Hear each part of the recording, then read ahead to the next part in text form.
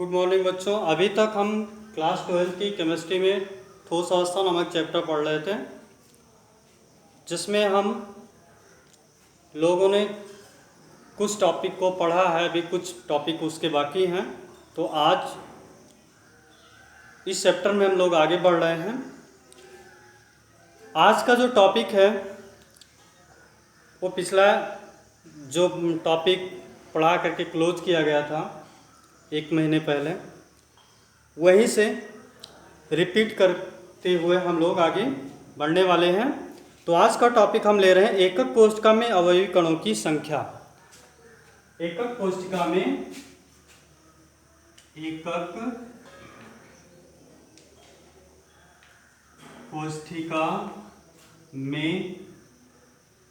अवयवी कणों की संख्या। पहली बात तो हम ये जान लें कि जो एकक कोशिका हम लोग पढ़ रहे हैं, इकाई सेल जिसे कहते हैं अंग्रेजी में, वो हम घनीय एकक कोशिका की बात कर रहे हैं। तो घनीय एकक कोशिका जो है 4 प्रकार की होती है। सरल घनीय एकक कोशिका। घनीय एकक कोशिका कितने प्रकार की होती है? 4 प्रकार की। सरल घनीय एकक कोशिका, उसके बाद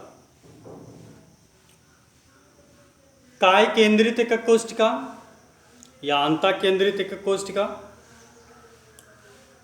उसके बाद फलक केंद्रित एकक कोशिका, और चौथी जो एकक कोशिका की बात हम लोग करते हैं, अंत केंद्रित एकक कोशिका। सरल घनीय एकक कोशिका को हम एससीसी के नाम से जानते हैं, सिंपल क्यूबिक सेल। काय केंद्रित एकक कोशिका को हम बीसीसी के नाम से जानते हैं, बॉडी सेंटर्ड क्यूबिक सेल। फलक केंद्रित एकक कोशिका को हम लोग एफसीसी के नाम से जानते हैं, फेस सेंटर्ड क्यूबिक सेल। और अंत केंद्रित एकक कोशिका को ईसीसी से हम लोग जानते हैं, इंड सेंटर्ड क्यूबिक सेल। तो आज हम इन्हीं 4 प्रकार की घनीय एकक कोशिकाओं में अवयवी कणों की संख्या ज्ञात करने वाले हैं। तो अवयवी कणों की संख्या कैसे ज्ञात की जाती है? अवयवी कणों की संख्या का मतलब है कि इफेक्टिव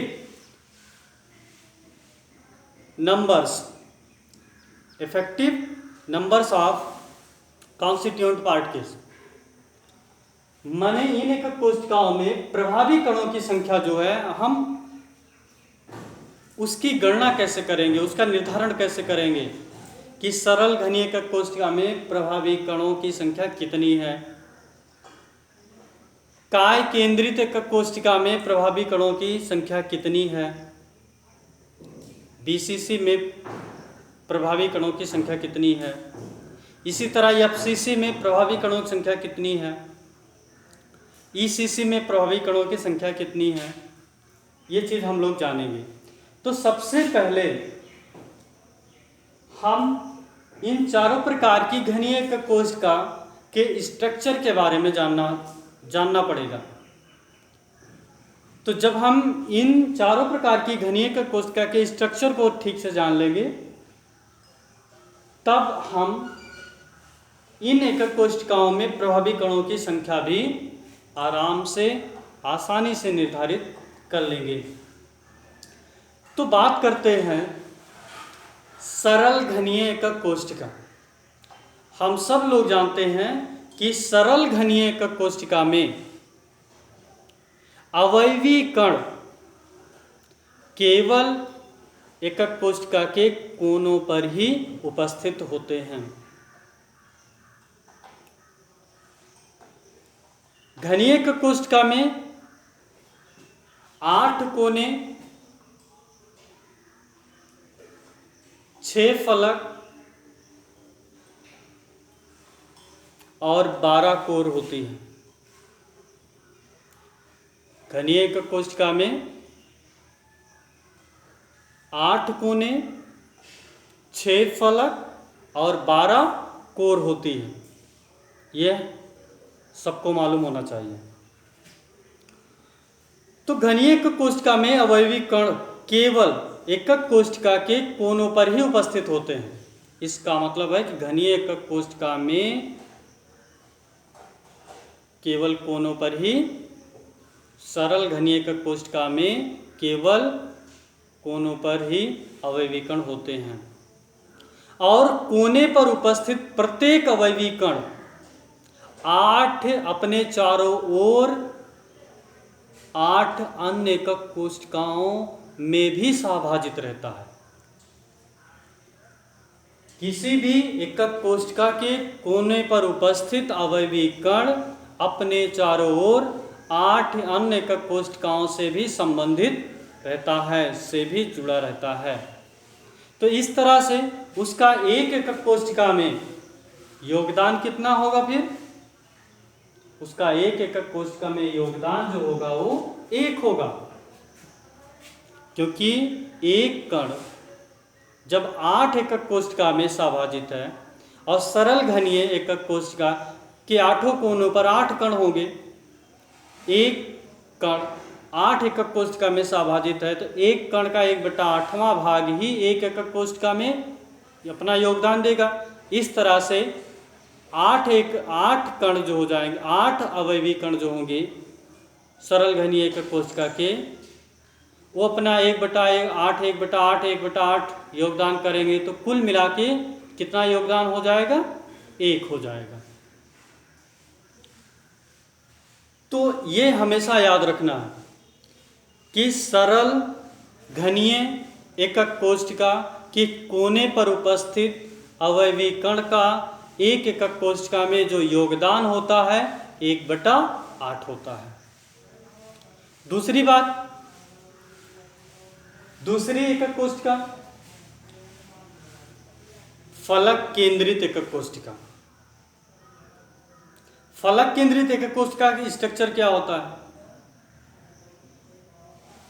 कोनों के अतिरिक्त जब फलकों के केंद्र पर भी अवयवी कण उपस्थित होते हैं तब उसे कहा जाता है फलक केंद्रित एकक कोशिका।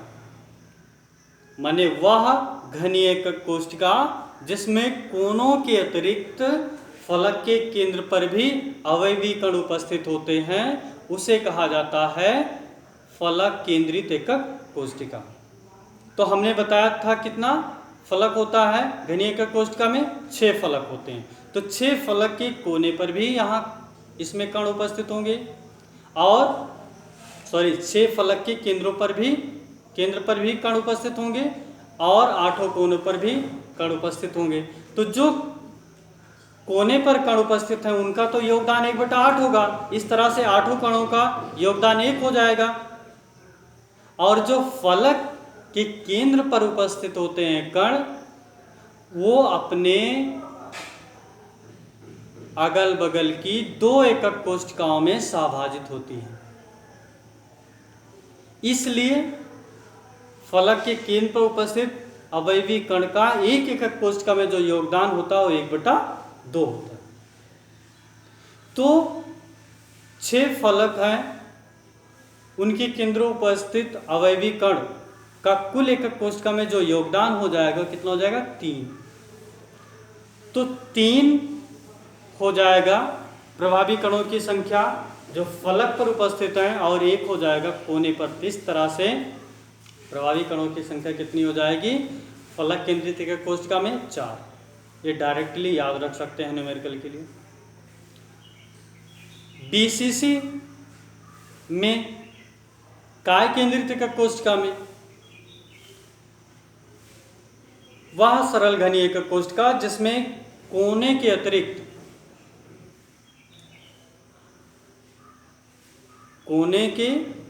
या कोने के साथ साथ एकक कोशिका के केंद्र पर भी कण उपस्थित होता है, उसे कहते हैं काय केंद्रित एकक कोशिका। अब जो कोने पर कण उपस्थित होते हैं तो उनका तो उसके एक कण का योगदान एक एकक कोशिका में 1/8 होता है। लेकिन जो केंद्र पर एकक कोशिका के केंद्र पर अवयवी कण उपस्थित है वो तो केंद्र पर है, तो उसका मतलब वो एकक कोष्ठ पूरे एकक कोष्ठिका के अंदर में है, तो उसका योगदान पूरा पूरा होता है, माने 100% योगदान करता है, माने एक कण है तो उसका योगदान एक ही होगा। तो इस तरह से काय केंद्रित एकक कोष्ठिका में प्रभावी कणों की संख्या 2 आएगी।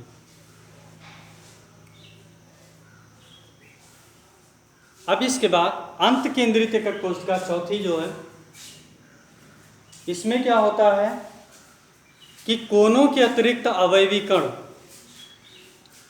दो समांतर फलकों के केंद्र पर उपस्थित होते हैं।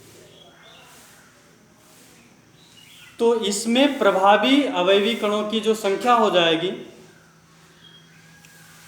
कैलकुलेट करेंगे तो निकलेगी, कोने पर जो उपस्थित होंगे उनसे तो प्रभावी कण संख्या 1 आ जाएगी, लेकिन समांतर फलकों के केंद्र पर भी 2 अवयवी कण होते हैं और फलक के केंद्र पर उपस्थित एक अवयवी कण का एक एकक कोष्ठिका में योगदान 1/2 होता है। तो 2 कणों का योगदान कितना हो जाएगा? 1/2, उसका दूसरे का 1/2 मिला करके 1 हो जाएगा। तो इसका मतलब है कि टोटल योगदान कितना हो जाएगा? 2 हो जाएगा। टोटल योगदान कितना हो जाएगा? 2 हो जाएगा। तो इस तरह से हम डायरेक्टली न्यूमेरिकल हल करने के लिए हम याद रख सकते हैं कि एससीसी में प्रभावी कणों की संख्या कितनी होती है? 20। एफसीसी में प्रभावी कणों की संख्या 1, एफसीसी में प्रभावी कणों की संख्या 4, बीसीसी में प्रभावी कणों की संख्या 2, डीसीसी में प्रभावी कणों की संख्या 2 और ईसीसी में प्रभावी कणों की संख्या 2। इस तरह से न्यूमेरिकल हल करने के लिए हम प्रभावी कणों की संख्या याद रखते हैं कि एससीसी में प्रभावी कण की संख्या कितनी है, एफसीसी में कितनी है।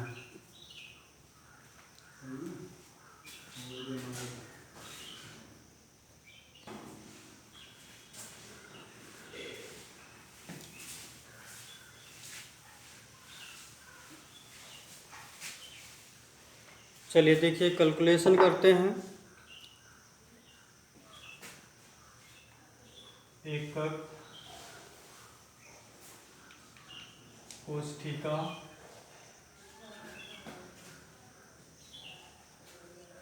कुल अवयवी कण,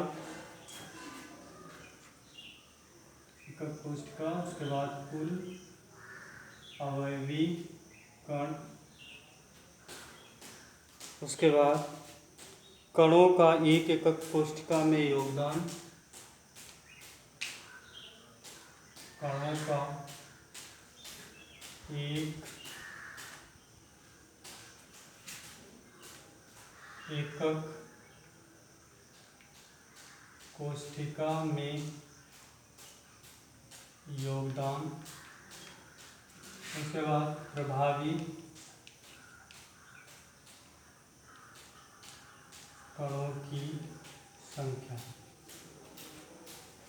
तो पहला है एससीसी,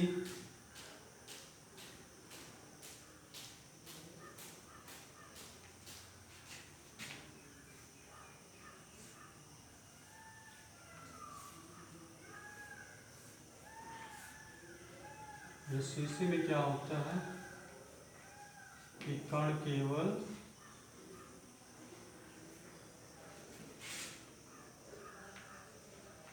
कोने पर ही उपस्थित होते हैं। तो कुल अवयवी कण इसमें कितने हैं? 8। कणों का एक एकक कोष्ठिका में योगदान कितना हो जाएगा? 8 × 1/8, क्योंकि एक कण का योगदान कोने पर उपस्थित प्रत्येक कण का योगदान 1/8 होता है। तो 8 कणों का योगदान 8 × 1/8 = 1। प्रभावी कण की संख्या। उसके बाद है BCC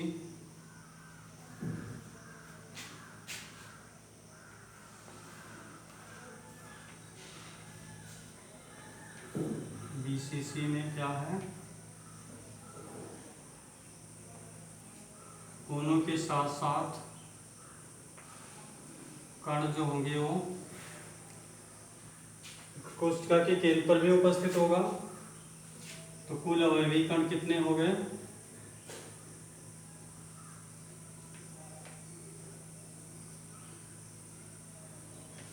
कोनों पर 8,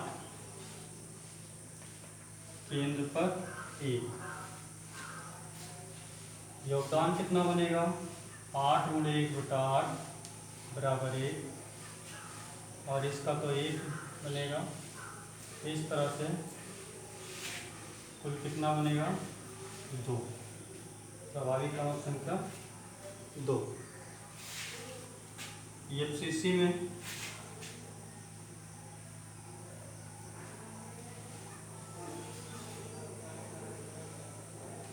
FCC में कोनों के अतिरिक्त फलकों की केंद्र पर भी कण उपस्थित होते हैं। तो इस तरह से FCC में क्या है कि कोनों पर 8 कण हैं, फलक के केंद्र पर 6 कण हैं। तो कोनों पर उपस्थित कण का योगदान कितना होता है, 1/8। इस तरह से 1 आ गया, और फलक के केंद्र पर उपस्थित कण का योगदान 1/2 होता है। इस तरह से 3 आ गया, टोटल 4 आ गया। इसमें स्वाभाविक क्रमांक संख्या कितनी हो जाएगी, 4। एक और बच रहा है, इसको नोट डाउन कर लीजिएगा। उसके बाद एक और बच रहा है, उसको भी देख लेते हैं।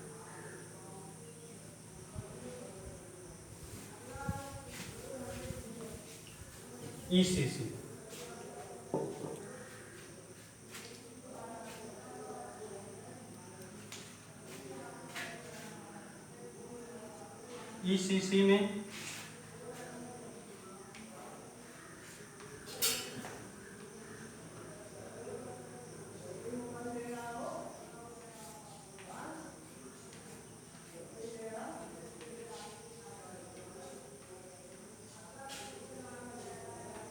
कोनों के अतिरिक्त 2 समांतर फलकों के केंद्र पर कण होते हैं। इस तरह से कोनों पर 8 हो गए,